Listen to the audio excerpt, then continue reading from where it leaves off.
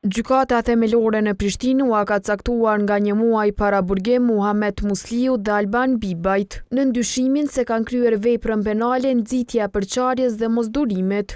Ata akuzohen për gjuhën e përdorur në rrjetet sociale që nxit urrejtje në bazë fetare. Pas seancës, prokurorja e rastit Fikrije Krasniqi Fezullahu arsyetoi nevojën për paraburgim kundër të cilës janë deklaruar avokatët.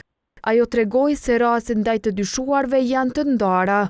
Që të dy rastet janë të ndara, nuk është një rast i përbashkët, por që vepra penale është e njëjtë dhe natyrisht e kryer në mënyra të ndryshme, jo në mënyrë krejt identike.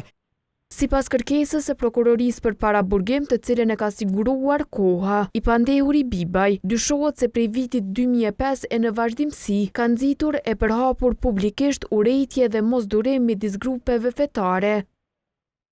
Ka bërthirje për t'ju bashkuar luftrave të armatosura dhe luftën për xhihad, si dhe postimet të tjera ku shfaq thirrje të fuqishme të ekstremizmit fetar dhe publikisht i përkrah veprimet të cilat janë bërë nga Shteti Islamik ISIS, si dhe duke bërthirje për të kundërshtuar sistemin demokratik, simbolet shtetërore si dhe ligjet që votohen apo burojnë nga parlamenti apo qeveria e vendit.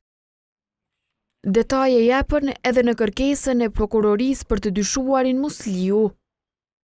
Ka publikuar fotografi dhe materiale propagandistike që përmbajnë skena të dhunshme si prerje koke atyre që nuk respektojnë fenë islame, ka bërthirje për masakra ndaj hebrejve dhe të krishterëve, si dhe ka bërthirje për të përhapur frikë në tokën jo islame, sipas metodave të propagandës së ISIS-it.